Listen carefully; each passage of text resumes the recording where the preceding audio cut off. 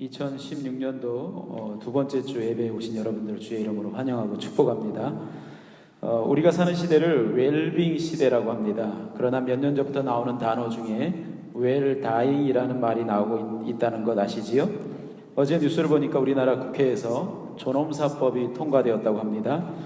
2018년도에 시행될 예정이라고 합니다. 존엄사 시행 대상은 의료적인 치료를 함에도 불구하고 회생 가능성이 없는 사람, 사망이 임박한 환자입니다. 이들이 존엄사 대상이 되려면 의식이 있을 시 본인이 존엄사에 대한 의지를 문서라 남겨야 하고, 그렇지 않을 경우 의식이 있을 시 그런 마음이 있었다는 증인이 가족 중에 2명 있어야 합니다. 그래도 본인의 의도를 알 수 없을 때는 가족 모두가 동의가 있어야 존엄사를 시행할 수 있다라고 이렇게 알려져 있습니다. 그리고 노인의 10명 가운데 9명은 연명 치료를 거부한다는 보건사회연구원의 조사도 나왔습니다. 죽음조차도 인간의 존엄을 잃지 않은 상태로 내가 선택해서 죽을 수 있는 시대, 고통도 없이 그렇게 죽을 수 있는 시대에 저와 여러분들이 지금 살아가고 있습니다. 웰다잉에 대한 정의 자체가 좀 잘못되었다라는 생각을 해봤습니다. 구차하게 하루하루 연명하면서 살지 않고 고통을 최대한 줄여서 죽음을 당당하게 맞이한다고 해서 웰다잉이라고 하는데, 그렇게 죽는다고 해서 웰다잉이 되는 것이 아니라 웰빙이 되어야 웰다잉이 된다라고 생각이 되어집니다. 어떻게 잘 사느냐에 따라서 그 사람의 죽음이 잘 죽는 것인지 아닌지 분별할 수 있다 이 말이죠. 오늘부터 3주간 죽음 그 이유 시리즈로 하나님 말씀 같이 나눠보도록 하겠습니다. 죽음 하면 성경이 가르치는 진리가 있는데 그 진리 몇 가지 한번 생각해 보도록 하겠습니다. 이번 주는 죽음에 대해서 그리고 죽음 이후에 대해서 좀 다루고, 다음 주는 부활의 몸, 우리가 갖게 될 부활의 몸에 대해서 다루고, 그 다음 주는 천국에 대해서 한번 이렇게 다루도록 하겠습니다. 우리 보로데이 처치는 4가지 예배가 있죠. 오전 9시 예배, 11시 15분 예배, 그리고 1시 반 예배, 그리고 저녁 6시 예배가 있습니다. 특별한 일이 아니고는 주제가 같습니다. 주제가 같고요. 제가 원고를 보통 금요일 아니면 토요일 원고를 받습니다.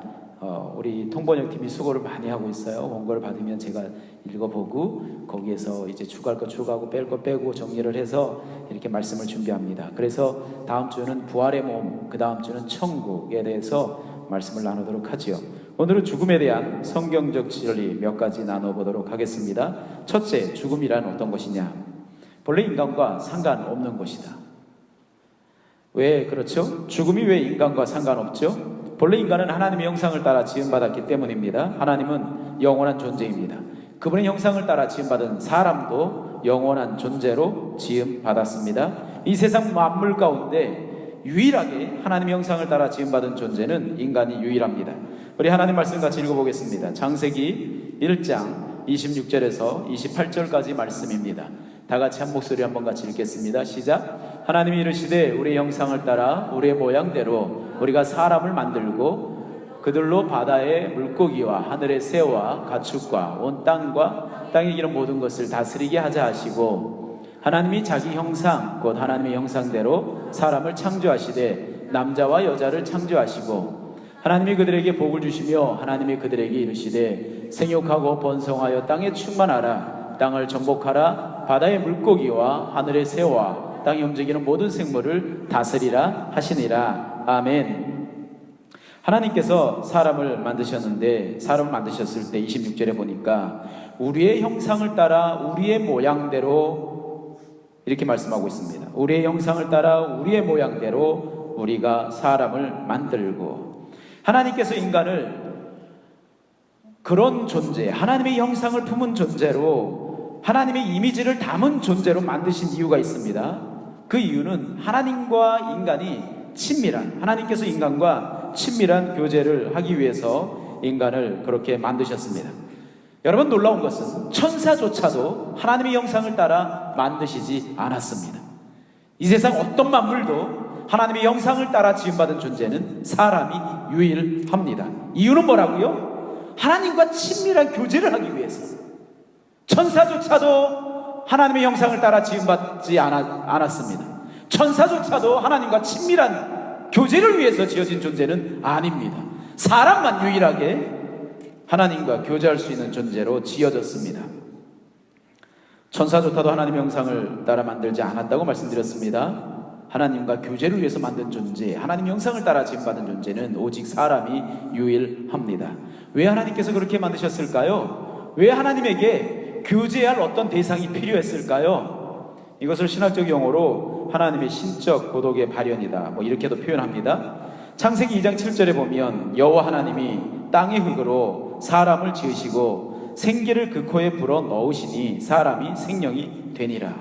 사람만 하나님께서 그 코에다 생기를 불어 넣으셨어요. 천사도 그렇게 안 했어요. 이 세상에 어떤 만물도 그렇게 만들지 않으셨어요.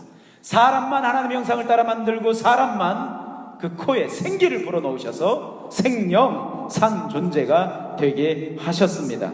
하나님과 교제할 수 있는 존재가 되게 하셨습니다. 하나님의 영을 불어 넣으셨습니다. 그래서 인간이 산 존재가 되었습니다. 하나님과 교제할 수 있는 존재가 되었습니다. 인간은 그저 단순하게 살과 뼈만 가지고 있는 그런 존재가 아닌 아주 특별한 존재로 하나님께서 사람을 만드셨습니다.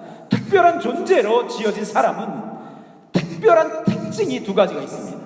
그 중에 한 가지는 예배하고자 하는 그런 마음이 있어요. 이 안에요. 또 한 가지는 영혼을 사모하는 마음이 있어요. 이 두 가지 마음을 가지고 있는 존재는 유일하게 사람만 유일합니다. 하나님이 만드신 온 우주 만물 가운데 사람만 하나님을 예배하고 영원히 사모하는 그런 마음 가지고 만들어졌습니다. 인간만 유일합니다.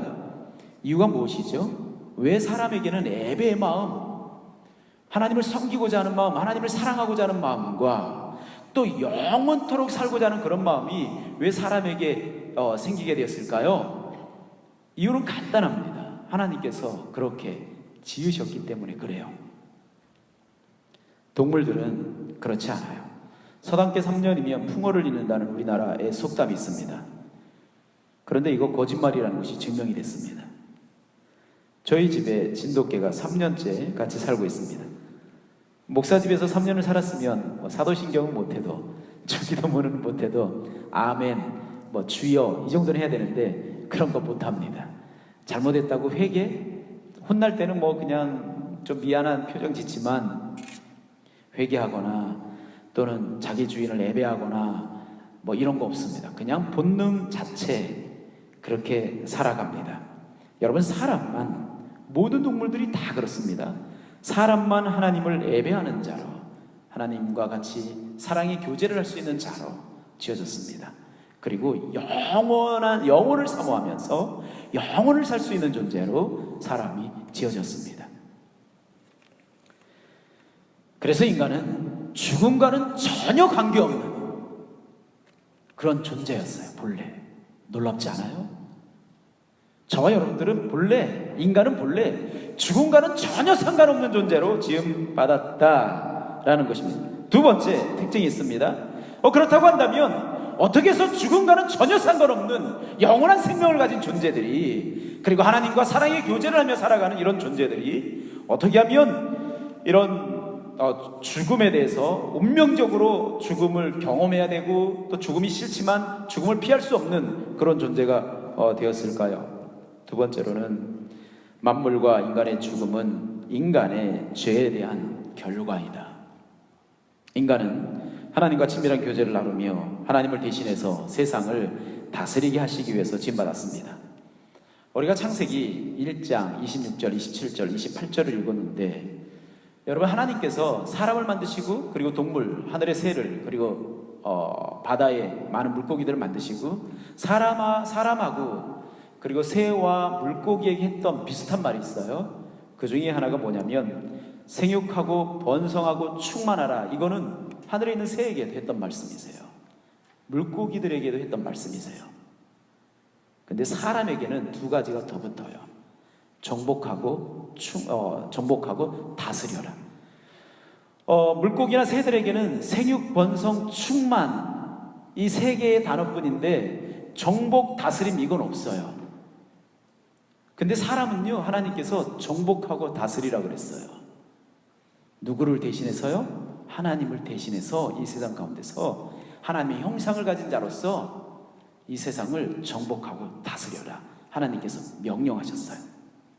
이것도 역시 사람에게만 명령한 거예요. 하나님이 만드신 온 우주 만물 가운데 천사들에게도 하나님께서 그렇게 명령하지 않으셨어요. 사람에게만 정복하고 다스려라. 내 대신 정복하고 다스려라. 하나님께서 그렇게 말씀하셨습니다. 여러분, 사람은 죽음과는 전혀 상관없는 존재, 죽지 않는 존재로 지음받았습니다. 더 나아가서 하나님의 임재 속에서 하나님과 친밀한 교제를 하는 영적인 존재로 지음받았습니다. 우리는 하루도 빠짐없이 죽음에 대한 기사를 접합니다. 여러분들은 죽음에 대해서 어떻게 생각하시나요? 저 오늘 이 말씀 준비하기 위해서 어제 세월호 기사를 좀 봤어요. 2014년도 4월인가 6월달에 일어났던 사건, 끔찍합니다. 다시 봤는데 얼마나 끔찍한지. 여러분, 하루도 빠짐없이 우리는 죽음에 대한 기사를 접합니다. 여러분들은 죽음에 대해서 어떻게 생각합니까? 죽음은 아주 자연스러운 일이지만 그리고 하루도 빠짐없이 죽음에 대한 기사를 대하지만 인간에게 죽음이라는 것은 언제나 어색하기만 합니다.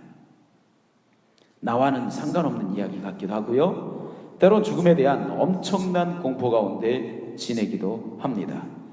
죽음이 왔을 때 야 반갑다, 왜 이제 왔어? 이렇게 말하는 사람들 별로 없을걸요? 죽음이 와서 난 너무 기뻐, 할렐루야 아멘, 이런 사람이 있을까요? 이런 사람은 정말 드물 거예요. 여러분, 죽음이라는 존재가 오면 어색하고 또 상관없는 이야기 같기도 하고 또 죽음에 대한 엄청난 공포감 같은 것들을 느끼게 됩니다. 죽음에 대해 그렇게 생각하는 이유가 뭐라고요? 죽음은 본래 인간과 상관이 없는 이야기 때문에 그래요. 인간은 본래 죽지 않는 존재로 지어졌어요. 하나님께서 첫사랑 아담과 하와를 만드시고 에덴 동산에 두셨어요. 그리고 그 에덴 동산에 생명나무와 선악과를 두셨어요. 그리고 우리 하나님께서는 에덴 동산에 있는 모든 실과는 먹어도 되지만 선악을 알게 하는 지식 나무의 열매는 먹지 마라고 말씀하셨어요. 우리 창세기 2장 16절 17절 한번 읽어보겠습니다. 창세기 2장 16절 17절 시작. 여호와 하나님이 그 사람에게 명하여 이르시되 동산 각종 나무의 열매는 너가 임의로 먹되 선악을 알게 하는 나무의 열매는 먹지 말라. 네가 먹는 날에는 반드시 죽으리라 하시니라. 반드시 죽는다는 말은 죽고 또 죽는다 이 말이에요. 우리 하나님께서 에덴 동산을 만드셨어요. 그리고 그곳에 생명나무와 선악과를 두셨어요. 그리고 사람을 그곳에 인도하셨어요. 하나님께서 말씀하셨어요. 에덴 동산에 있는 모든 나무의 열매는 너가 마음대로 먹어도 돼. 그런데 선악을 알게 하는 지식의 나무의 열매는 먹으면 안 돼 라고 말씀하셨어요. 그런데 이 말을 거꾸로 만약에 해석을 하면 이런 의미가 됩니다. 선악을 알게 하는 지식의 나무의 열매를 먹지 않으면 죽지 않는다는 이야기예요. 선악을 알게 하는 지식 나무를 만들어 놓고 그 나무의 열매를 먹으면 죽는다 이 말은 이걸 먹지 않으면 너 안 죽는다 이 말이에요. 이거 먹지 않으면 너 안 죽는다. 그래서 많은 사람들이 이런 질문해요. 선악과를 왜 만들어 놓으셨어요? 그 위험한 걸. 이렇게 말씀하세요. 그런데 여러분, 선악과가 아니면 아담과 하와는 자신이 어떤 존재인지, 얼마나 놀라운 존재인지를 몰라요. 자신이 위에 어떤 분이 있는지를 모르게 돼요. 근데 선악과를 통해서 알 수 있는 게 뭐냐면, 선악과를 볼 때마다 나는 영원한 존재구나, 죽음과는 상관없이 영원한 존재로 하나님께서 나를 지으셨구나 라는 것을 알게 됩니다. 그리고 그 선악을 알게 하는 지식 나무를 통해서 내가 이 세상을 정복하고 다스리라고 왕적인 존재로 하나님께서 나를 만드셨지만 나보다 위에 계신 분이 있구나, 나는 그분의 말씀을 어기는 순간 죽음이구나, 이런 것을 알 수 있는 유일한 것은 선악을 알게 하는 지식나무입니다. 여러분, 본래 선악을 알게 하는 지식나무는 저와 여러분들의 죽음과 상관없는 존재라는 것을 알려주기 위해서 만드신 거예요. 그래서 우리가 본래 지어질 때부터 죽음과 상관없는 존재로 지어졌기 때문에 그렇게 수많은 죽음에 대한 기사를 접할 때도 그게 어색해요. 나와 상관없는 얘기 같아요. 나와 상관없는. 여러분, 우리 밴쿠버와 가까운 시애틀, 지난 2주 전인가요? 우리나라 다음에 기사가 난 적이 있었어요. 무슨 기사냐면 무스탕인지 이 차를 훔쳐가지고 차량 도둑이 도망친 거예요. 시애틀에서. 그래가지고 그냥 막 도시를 질주한 거예요. 저 시애틀 자주 가잖아요. 도시를. 그래서 시애틀 기사가 나와서 깜짝 놀랐어요. 도시를 질주하고 마을을 질주하고 도망을 치는데요. 여기 경찰차들, 미국 경찰차나 여기 경찰차들은 앞에 범버가 특별히 있잖아요. 경찰차들이 와서 쾅쾅 박아도 이게 안 서고 도망을 쳐요. 성능이 좋으니까 빨리 도망칩니다. 그리고 경찰들이 쫓는데 결국 마을에서 어느 골목길에서 이런 주택지에서 잡혔어요. 이 사람이 총을 가지고 있었어요. 경찰들이 쿵쿵 부딪히고 다른 일반인 차도 부딪히고 아줌마 놀래서 막 나와서 도망치고 경찰들이 내려가지고 전부 다 총을 겨눴어요. 총을 버리고 항복하라고. 그런데 같이 쏘는 거예요. 그러니까요, 정말 영화의 한 장면처럼 정말 수십 발, 수백 발을 쏜 것 같아요. 그냥 막 쏴대는데 총을 그 자리에서 30대 그 차량을 훔쳤던 그 사람은 죽었습니다. 그런데 그리고 우리나라에서 얼마 전에 엊그저께인가 아빠가 엄마를 하도 구타를 하니까 11살짜리 아들이 아빠를 칼로 찔러 죽였어요. 엊그저께 나온 뉴스예요. 11살짜리 아들이 아버지를 칼로 찔러 죽였어요. 그래서 14살 이상이 돼야 교도소에 보낼 수 있는데 11살이니까 이건 소년원 정도 보내나 봐요. 현재 어머니가 보호를 하고 있다고 합니다. 칼에 맞고 구급차 실려 가는데도 이 대화를 했었대요, 아버지가. 그런데 죽었어요. 여러분, 이런 죽음에 대한 기사들 우리가 많이 접해요. 그런데 놀라운 건 장례식장에 우리가 가도 정말 놀라운 건 죽음은 나와 상관없는 것처럼 느껴져요. 죽음은 저 사람 이야기지, 저 집 이야기지, 우리 집 얘기도 아니고 나와 상관없는 것처럼 느껴져요. 그러다가 죽음이라는 것이 덜커덩 오게 되면 엄청난 공포와 두려움 가운데 빠져요. 이유가 뭐라고요? 그렇게 죽음과 친하게 안 만들어졌기 때문에.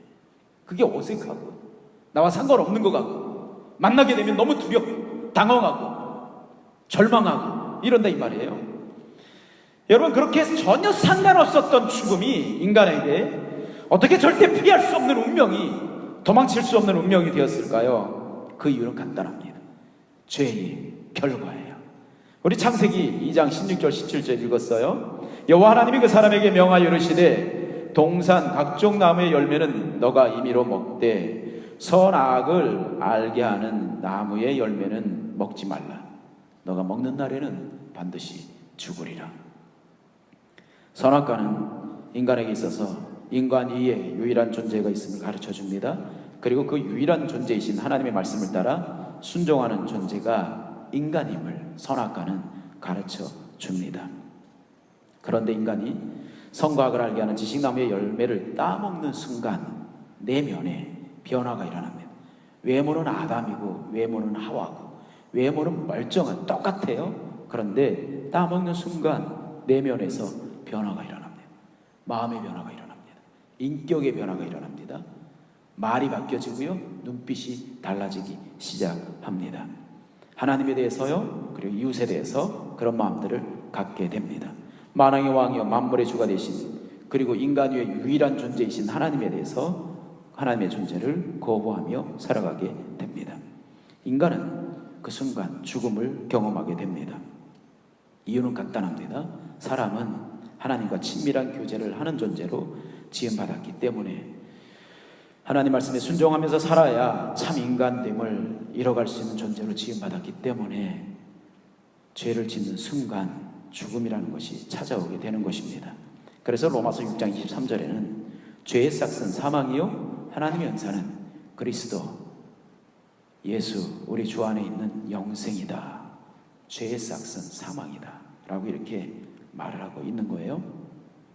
첫 번째로 죽음은 뭐라고요? 인간과는 본래 전혀 상관이 없었다. 두 번째는 그럼에도 불구하고 피할 수 없는 운명이 된 것은 죄의 결과다.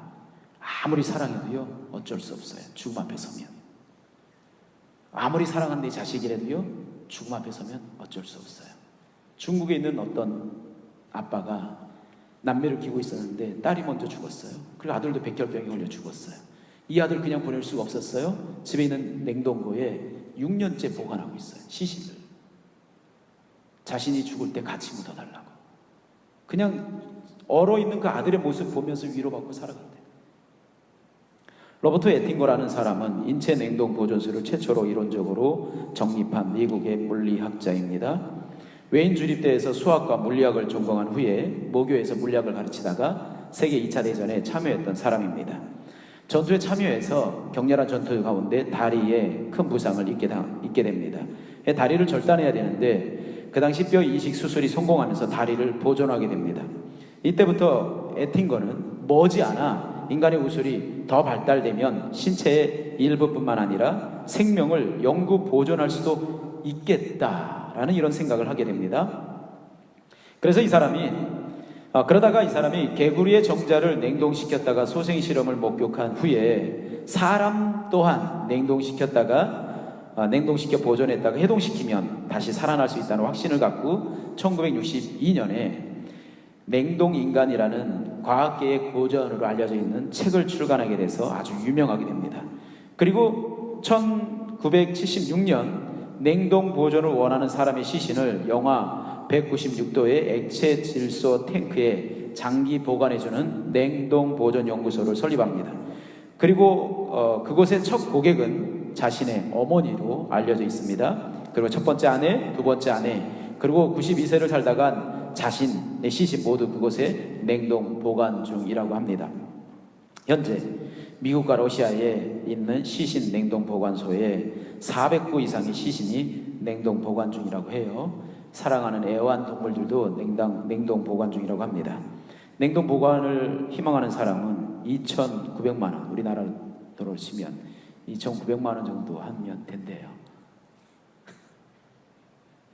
죽음의 문제를 냉동 보존술로 해결할 수 있을까요? 냉동시켜놓고 그리고 과학이 발달되고 의학이 발달되면 해동시켜가지고 이 사람을 다시 살릴 수 있을까요? 이 자리에 있는 사람들은 언젠가는 영혼과 육체가 분리되는 죽음을 맞이하게 될 것입니다. 어제 어떤 친구 만나서 이야기를 했는데 자기에게는 2060년도가 안 올 거라 그랬나? 안 올 것 같다고? 나한테는 2060년도가 안 올 것 같다고. 하여튼 뭐 비슷하게 얘기했어요. 왜 2060년도야? 하필이면 그 친구에게는 60살 정도 되는 거고 저에게는 제가 한 90세쯤 되는 거니까 야 그때쯤 되면 이때 어른들 다 없겠다 이런 생각 좀 해봤습니다. 여러분 죄송하지만 이 자리에 계신 분들 언젠가는 영혼과 육체가 분리되는 죽음을 맞이하게 될 것입니다. 그렇게 죽고 나면 다 끝일까요? 로버트 에팅거가 몰랐던 것은 영혼의 존재, 하나님이라는 존재, 천국과 지옥의 존재 몰랐다는 거예요. 인간의 죽음을 단순하게 육체의 생명의 죽음으로만 이해를 했습니다. 가장 중요한 죽음과 죄의 관계 생각하지 못했어요. 더 나아가서 하나님과 인간의 관계도 생각하지 못했습니다. 냉동인간이라는 책을 썼는데 하나님과 인간, 죽음과 죄와의 관계는 찾아내지를 못했습니다. 여러분 죽음에는 세 가지 종류가 있습니다. 죽음의 종류 세 가지. 첫째는 육체적 죽음입니다. 영혼과 육체가 분리되는 거예요. 이 육체와 내 안에 있는 영혼이 분리되는 이 죽음. 두 번째는 영적 죽음입니다. 하나님과 분리되는 거예요. 아담과 하와가 선악을 알게 하는 지식나무의 열매를 먹게 됩니다. 그리고 먹고 나면 하나님께서 이걸 따먹으면 정령 죽으리라, 반드시 죽으리라 말씀하셨는데 이걸 따먹고 난 다음에 아담과 하와가 바로 쓰러져가지고 죽은 게 아니죠. 이걸 따먹는 순간 어떤 현상이 나타나냐면 영적 죽음, 하나님과 분리됨이 나타나요. 전에는 선악과를 따먹기 전에는 하나님이 에덴 동산에 임재하면 아담과 하와가 그냥 아빠가 퇴근하고 집에 돌아오는 모습을 보고 아들과 딸이, 어린 아기들이 아빠 모습 보고 좋아해서 막 뛰어가서 안기는 이런 상황이었는데, 하나님이 에덴 동산에 임재하시는데 아담과 하와가 숨기 시작해요. 그리고 하와 탓해요. 뱀 탓하고. 이게 영적 죽음입니다. 에베소서 2장 1절 3절 한번 말씀 같이 보겠습니다.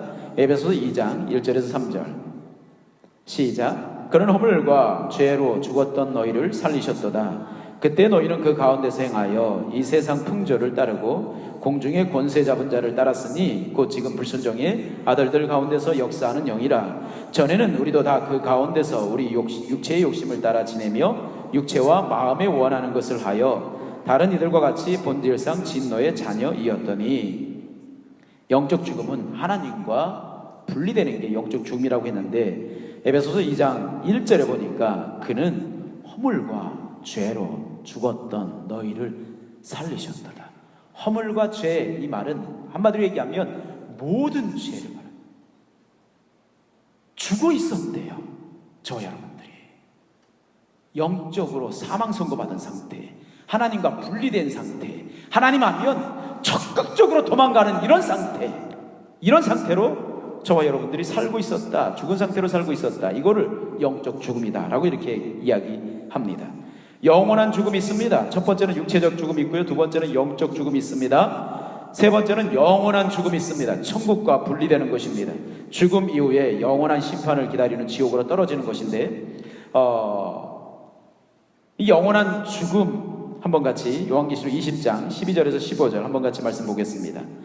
요한계시록 20장 12절에서 15절 말씀 다 같이 시작. 또 내가 보니 죽은 자들이 큰 자나 작은 자나 그 보좌 앞에 서 있는데 책들이 펴있고 또 다른 책이 펴졌으니 곧 생명책이라. 죽은 자들이 자기 행위를 따라 책들에 기록된 대로 심판을 받으니 바다가 그 가운데서 죽은 자들을 내어주고 또 사망과 음부도 그 가운데서 죽은 자들을 내주매 각 사람이 자기 행위대로 심판을 받고 사망과 음부도 불못에 던져지니 이것은 둘째 사망 곧 불못이라. 누구든지 생명책에 기록되지 못한 자는 불못에 던져지더라. 아멘. 천국과 분리되는 영원한 죽음 이야기하는 거예요. 여러분, 사망과 음부, 사망과 지옥도 불못에 던져지는데 이것은 둘째 사망 곧 불못이다. 첫째 사망은 영혼과 육체가 분리되는 거예요. 영원한 심판을 받기 위해서 재림하실 예수님 기다리면서 대기하는 장소, 지옥이라고 하는데, 여기서 놀라웠게도 둘째 사망이라는 것이 나오는데 사망과 음부, 지옥도 이 불못에 던져진다.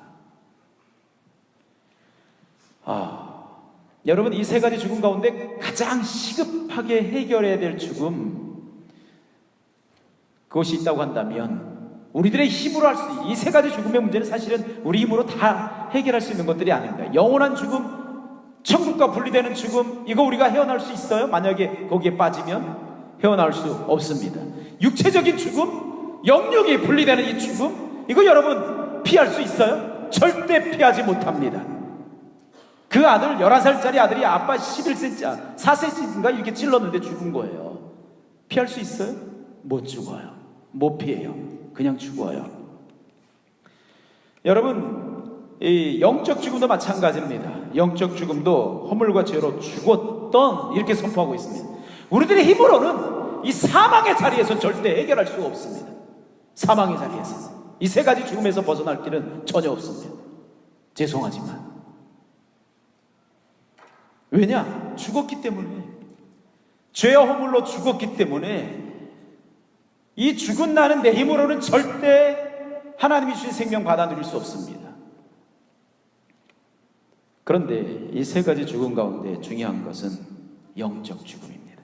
영적 죽음의 문제를 해결하면 육적인 죽음의 문제, 더 이상 공포가 아니고 두려움이 아니고 피할 대상이 아니라 할렐루야, 하나님 바라보며 소망 가지며 두려워하지 않으며 평안 가운데 죽음을 맞이할 수 있습니다. 영원한 죽음도 마찬가지입니다. 영적 죽음 해결하면 영원한 죽음, 천국과 분리된다는 영원한 죽음, 이거 해결할 수 있습니다. 해결됩니다. 천국과의 분리가 아니라 지옥과 영원히 분리되는 이런 삶을 살 수가 있습니다. 여러분, 그래서 지금 이 시간에 제가 여러분들 이 어떻게 하면 영적 죽음의 문제를 해결할 수 있을까, 이런 부분들 잠시 말씀을 드리도록 하죠. 죽음의 문제를 해결할 수 있는 방법은 시신 냉동 보관소가 아닙니다. 존엄사도 아닙니다. 인간의 의술이나 과학의 발달도 아닙니다. 애써 자신의 죽음의 문제를 외면하지 마십시오. 저와 여러분들은 언젠가 분명히 죽게 됩니다. 자신의 죄의 문제도 가볍게 여기지 마십시오. 하나님은 우리들의 한 가지 죄라도 가볍게 여기시는 분이 아닙니다. 오늘 말씀을 여러분들이 진지하게, 정말 처절하게 고민하고 하나님 앞에서 몸부림쳤으면 좋겠어요. 죽음은 죄의 결과입니다. 그래서 죄의 문제를 해결해야 합니다. 300명 가까이 생명을 잃은 세월호 사건 아시지요? 제가 작년 11월에 서울에 가서 광화문인가 거기 이렇게 가서 보니까 300명 이 노란 리본, 그 중에 특별히 단원고 학생들 사진, 이야, 이런 애들. 배 안에서요, 그냥 뭐 기다리래, 안내방송 나오니까 그냥 기다리래, 움직이지 말래, 야 우리 이거 입어야 돼, 이러다 죽는 거 아니야? 막 농담하고 있어요. 얼마나 위험한지 모르고.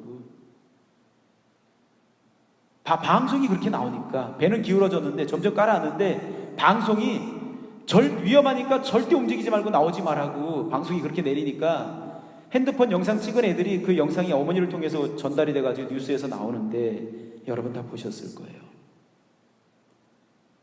야 이러다 우리 죽는 거 아니야? 아빠 어떻게 우리 전혀 두려움 없어요. 전혀. 세상은 우리들에게 죄를 짓도록 오히려 더 부추깁니다. 세상은 우리에게 죽음 이후의 삶 그따위는 없다라고 이야기합니다. 세상은 우리에게 예수 그리스도뿐만 아니라 다른 종교에도 구원이 있다라고 이야기합니다. 그러다가 멸망당하는 거예요. 온갖 쓰레기 말들 다 듣다가 그러다 망하는 거예요. 여러분, 진리는 하나입니다. 요한복음 14장 6절에 보니까 예수께서 이르시되 내가 곧 길이요 진리요 생명이니 나로 말미암지 않고는 아버지께로 올 자가 없느니라. 천국에 갈 수 있는 길 딱 하나. 내가 곧 길이다. 내가 곧 진리다. 내가 곧 생명이다. 나도 길이고 너도 길이고 이게 아니라 내가 길이다. 내가. 예수님이 그렇게 말씀하셨다 이 말입니다. 여러분, 죄의 대가는 사망입니다. 죄의 대가는 사망입니다. 그래서 저와 여러분들이 죽는 거예요. 죄의 대가는 사망인데, 그래서 죄의 대가는 죽어야 하기 때문에 내 죄를 내가 짊어지고 심판받아 죽어야 합니다. 그런데 날 사랑하신 하나님이 독생자 예수님을 그리스도로 이 세상에 보내십니다. 그리고 예수님은 죄라고는 전혀 없는 그 예수님이 이 세상에 오셔서 저와 여러분들의 죄 이걸 짊어지시고 십자가에 오르십니다. 왜요? 죄에 대한 대가는 사망이기 때문에 우리 죄를 짊어지시고 대신 죽기 위해서 십자가에 오르신다 이 말이에요. 제가 오늘 차 타고 오다가 딸아이하고 이렇게 찬양을 들었어요. 한국 사람이 부르는 찬양이었어요. 지금 기사는 그 내용은 잘 생각이 안 나는데 운전하면서 내용을 묵상해 보니까 야, 그분이 예수님이 우리를 위해서 우리를 너무나 사랑하셔서 포기한 그 내용의 찬양이에요. 그 찬양 들으면서 이런 생각이 봤어요. 예수님이 우리를 위해서 포기한 것, 나를 사랑하셔서 포기한 것 무엇일까? 첫째로는 자신을 부인하는, 자신을, 하나님 되심을, 하나님의 본체시나 하나님과 동등됨을 취할 것으로 여기지 아니하시고 자신을 비워 사람이 되시고 오히려 종의 형체를 가져 빌립보서 2장에 하나님 되심을 비우시는 거예요. 하나님과 동등됨의 자리 포기하시는 거예요. 예수님이 이 세상에 오시기 위해서. 또 하나는 천국을 포기해요. 천국을. 우리를 얼마나 사랑하시는지 천국을 포기. 또 하나는 이 세상에 오셨을 때 좀 폼나게 살 수 있는데 이 세상의 천하만국 모든 영광 인기 다 포기해요. 어둠의 세력이 40일 금식하고 난 예수님을 욕을 하는데 천하만국 영광 인기 다 보여줘요. 너 배고프지? 이 돌덩어리 떡대기 해서 그래서 너 먹어봐. 너가 하나님의 아들이라며. 예수님이 내가 하나님의 아들인데 이까지 거 돌덩어리? 금덩어리도 만들 수 있다 야 해가지고 금덩어리 또 만들어 보여주고 그럴 수 있잖아요. 그러다 우리 예수님 약간 필 받으면 어떻게 해요? 돌덩어리 뭐 하나를 떡 만들려고? 자존심 있지, 내가 하나님의 아들인데 하고 쪽 만들어. 산을 그냥 떡으로 만들어. 산 전체를. 야, 미안하다. 내가 능력을 조절해야 되는데 이거 능력을 조절하지 못해가지고 이게 돌을 만들어야 되는데 이게 산 전체가 떡이 되고 빵이 됐네. 미안해. 예수님 그러지 않으셨어요. 예수님이요, 인기로 사역해라. 성 위에서 뛰어내려라. 천사들이 너 받쳐줄 거야. 너가 하나님의 아들이라면 사람들이 우아할 거야. 그리고 사역에 인기 포기. 천하만국 영광 다 보여줘요. 내게 절을 해. 이거 다 줄게. 한 번만 절하면 다 줄게. 그런데 그것도 포기. 야, 도대체 내가 뭐길래? 아니 도대체 인간이 뭐길래 하나님이 하나님 되심을 비우고 천국도 포기하고 이 세상에 오셔도 천하만국 모든 영광과 권세와 인기까지 모든 것 다 포기하고 우리에게 오셔서 우리들의 죄를 다 짊어지시고 십자가에 오르셔서 죽는 신용한 게 아니라 실제로 죽었다 이 말이에요. 예수님께서 우리들의 죄의 대가를 예수님이 자신의 생명으로 십자가상에서 값을 지불했다 이 말입니다. 그래서 로마서 6장 8절에 보면 이런 말씀이 있어요. 우리가 아직 죄인 되었을 때에 그리스도께서 우리를 위하여 죽으심으로 하나님께서 우리에게 대한 자기의 사랑을 확증하셨느니라. 내가 죄인이었을 때, 허물과 죄로 죽어서 하나님 존재 자체를 알지 못하고 있을 때 예수님께서 우리를 위하여 죽으심으로 하나님께서 우리에게 대한 자기의 사랑을 확증하셨다.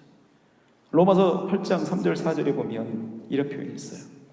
율법이 육신으로 말미암아 연약하여 할 수 없는 그것을 하나님은 하시나니 곧 죄로 말미암아 자기 아들을 죄 있는 육신의 모양으로 보내어 육신의 죄를 정하사 육신을 따르지 않고 그 영을 따라 행하는 우리에게 율법의 요구가 이루어지게 하려 하십니다. 율법이 육신으로 말미암아 연약하여 할 수 없는 그것. 여러분, 인간은요 죄 허물로 죽었기 때문에 그런 존재로서는 이 율법의 요구 완전하게 말씀 순종할 수가 없어요. 우리는 이거를 순종할 수가 없어. 이 말씀을 한 절조차도. 죄송하지만 여러분들의 힘으로 한 절조차 하나님의 마음에 흡족하게 순종할 수 있는 게 있겠어요? 우리가 계명을 몰라서 순종 안 하는 거예요? 아니에요.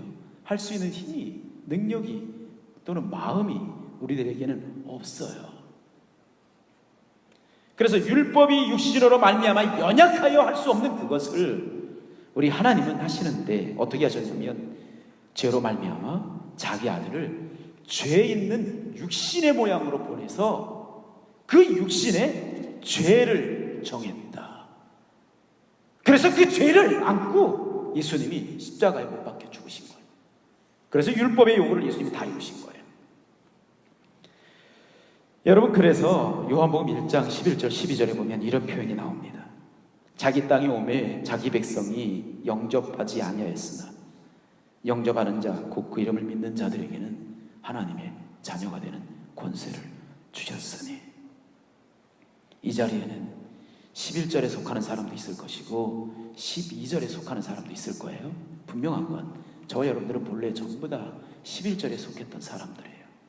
11절에 성경 66권 가운데 가장 불쌍한 말씀, 자기 땅에 오매 자기 백성이 영접하지 아니했다. 예수님을 천국도 버리고 하나님 자신도 비우고 이 세상 천하만국 영광 인기 다 비우고 우리를 구원하기 위해 내 죄를 안고 오신 예수님,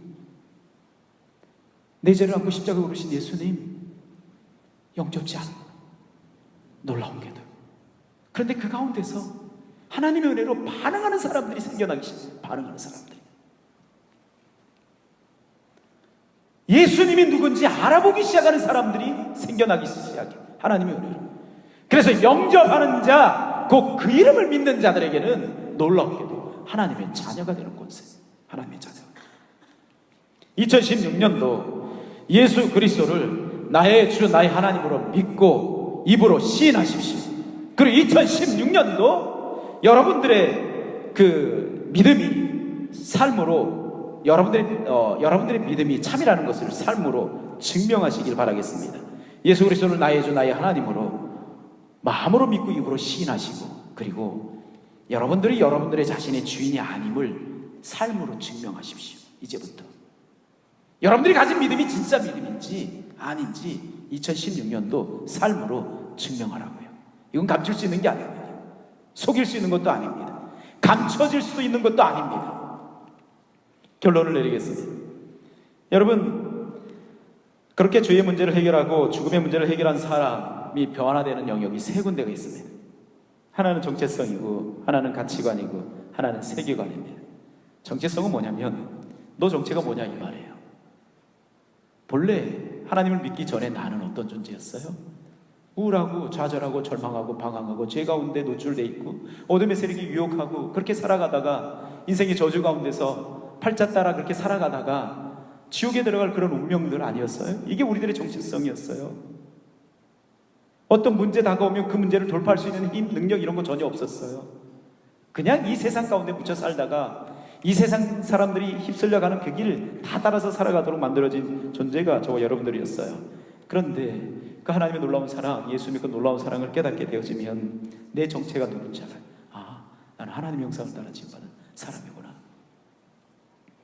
아, 나는 예수님의 핏값으로 구원받은 존재구나. 아, 나는 나의 아버지가 하늘에도 계시구나. 하나님 아버지가 나의 참 아버지가 되시는구나. 정체성이 변해. 내가 누군지 변화가 일어나요. 두 번째, 가치관의 변화가 일어나요. 예수 그리스도를 믿기 전에는 나에게 가장 중요한 것이 이 세상의 명예, 권세, 인기 뭐 이런 것들이었어요. 이 세상의 삶이었어요. 제가 어떤 청년을 만났어요. 어제요. 재밌습니다. 이 친구가 말을 차를 탔는데 형제 자매가 탔어요. 이야기하는데 뒤를 보고 누나 그러더라고요. 그래서 제가 그랬어요. 뭐 어떤 사이인데 누나라 그래요? 그랬더니 여자친구예요. 그래서 여자친구인데 왜 누나라 그래요? 그래서 제가 있어서 누나라고 했대요. 몇 살 차이인데요? 2살 차이. 93, 95. 근데 이 95년생이 남자인데 독일에서 어렸을 때 살았습니다. 독일에서 오신 분들은 모르겠는데 독일은 6학년 졸업하면 중고등학교 갈 수도 있지만 중고등학교 안 가고 자기가 원하는 파트에서 공부할 수 있대요. 그래서 중등과정을 이 사람 메케닉을 한 거예요. 그리고 한국 차를 좋아해서 카레이싱하고, 영국에서 카레이스 하다가 차가 날개가, 카레이스 하는 차들이 날개가 있다는 말을 못 들어봤어요. 그래서 처음 들어봤어요. 앞에도 날개가 있고 뒤에도 날개가 있는데 고속으로 달리기 때문에 날개가 아래로 비행기는 뜰 수 있는 날개지만 이거는 뜨지 못하게 하는 날개가 있대요. 근데 앞에 날개 망가지면서 이게 떠가지고 차가 떠서 전봇대만큼이나 높이 올라가서 밑으로 떨어졌대요. 이 친구 서리에 살더라고요. 그러면서 차 걱정을 좀 해요. 이 친구 차가 이제 뭐 오래되고 뭐 스포츠카인데 뭐 얘기 여러 가지 합니다. 그러면서 하는 얘기가 이 친구 뒤에 탄 여자친구가 토론토에서 학교 다니는데 토론토 친구 만나려고 여기서 운전해서 3박 4일을 갔었대요. 제가 내려서 만약에 이거 배터리 한국 갔다 오는 거니까 배터리 이거 안 되면 제가 충전시켜주겠다고 옆에서 기다리는데 시동을 거는데 그 스포츠카 소리 있잖아요. 한번 몰아보고 싶더라고요. 너 내려 이거 내가. 여러분, 예수 그리스도를 믿으면요, 믿기 전에 그런 게 가치관이었어요. 차를 좋은 차하고 그리고 거기에다가 차를 업그레이드 시키고 그리고 한번 마음껏 달려보고. 제가 그 친구한테 들었어요. 미션에 가면, 아버지포드나 미션에 가면 카레이스 할 수 있는 장소가 있대요. 200불 내면 한 6바퀴인가 7바퀴 도는데 차 4바퀴가 한 번 갔다 오면 다 닳아서 없어질 정도로, 닳아서 새 타이어 주문해야 될 정도로 한 200~300km씩 막 밟는 그런 장소가 있다네요. 야, 가보고 싶은데 타이어 얘기 듣고 못 가겠더라고요. 여러분, 가치관의 변화가 일어나요. 내게 중요한 게 무엇인지. 전에는 정말 중요하고 전에는 정말 생명 걸고 했던 것들이 이제는요, 변화가 일어나요. 왜냐하면 허물과 죄로 죽었던 존재가 죽어 있으니까 뭐가 중요하고 뭐가 귀하고 뭐가 안 좋고 이게 분별이 잘 안 돼요. 죽어 있는 상태니까, 영적인 사망 상태니까 하나님인지 뭐 부모인지 또 뭐 어른인지 뭐 동생인지 이게 분별이 안 돼요. 남자인지 여자인지 분별이 안 돼요. 그냥 본능 따라 살아가는 거예요. 그래서 어른한테도 막 대들고 막 이러잖아요. 그런데 예수 그리스도를 믿어서 생명이 들어가면 가치관이 변화돼요. 뭐가 중요한지 알게 돼요. 이 세상에 것도 중요한 건 있지만 더 중요한 건 하늘의 것이다. 하늘의 것. 이걸 알게 돼요. 그래서 하늘의 가치를 두고 살고요, 그분과 교제하는 것을 가치로 두고 살고, 하나님 앞에 예배하고, 또 하나님의 뜻을 이루고자 이 땅에서 삶을 살아가요. 이 땅에서 잘 먹고 잘 살고 좋은 짓, 이게 아니라 이 땅에서 하나님의 뜻을 이루기 위해서 살아간다고요. 그분의 뜻을. 그리고 세 번째로 변화되는 건, 첫 번째는 정체성, 두 번째는 가치관, 세 번째는 세계관이 변화돼요. 제가 이 정체성, 가치관, 세계관은 한 이틀 전에 아들하고 대화하면서 아들과 이야기했던 내용들이에요. 아들이 저한테 얘기해서 내가 이걸 좀 설명을 해줬었어요. 세계관이 변화가 돼요. 이 세상에 대한 여러분들의 어떤 관점을 가지고 살아가나요? 죄송하지만 이 세상은 창조가 되어졌다고 한다면, 창조되어졌던 이 세상은 끝을 향해서 달려가고 있는 거예요. 윤회되는 세상이 아니라 끝, 마지막 때를 향해서 달려가고 있어요. 며칠 전에 그 유명한 미국의 물리학자, 환경공학 이런 박사님이 하는 말이, 지구의 나이가, 지구가 이제 49년 정도밖에 안 49년밖에 안 남았다, 이런 이야기를 합니다. 왜냐니까 작년에 자기가 50년 남았다, 이런 지구의 에너지를 사용하려면 이제 50년이 지나면 위험하다. 공기, 물, 그리고 가스, 모든 것 다 50년이 지나면 이제 위험한 상태에 들어간다. 50년 정도밖에 안 남았다 했는데 1년이 지나서 이제 49년 정도면 지구 에너지는 위험한 상태, 이런 얘기합니다. 여러분, 이 세상은 하나님이 만드셨어요. 그리고 마지막 날 예수님이 오셔서 세상을 심판하실 거예요. 아주 굵직한 성경적인 세계관이에요. 이 세상이 끝날이 있어요. 그리고 우리들은요, 이 세상의 끝날, 또는 내가 이 세상을 살아갈 그 끝날 지나고 나면 하나님 앞에 서게 될 거예요. 하나님 앞에 어떤 모습으로 서게 될까요? 지금 이 자리에서 영적인 죽음의 문제 놓고 하나님 앞에 예수 그리스도를 나의 주 나의 하나님으로 고백합니다. 나의 주인이 되어주시고 나의 인생을 이끌어 주십시오. 나를 가르쳐 주십시오. 나는 인생에 대해서, 죽음 이후에 대해서 잘 모릅니다. 알려주십시오. 그런 마음들 가지시고 예수님 내 안에 들어와 주십시오. 내 인생의 주인은 내가 아닙니다. 물질도 아닙니다. 취미도 아닙니다. 다른 사람도 아닙니다. 사랑하는 이도 아닙니다. 오직 예수님입니다. 내 주인이 되어 주십시오.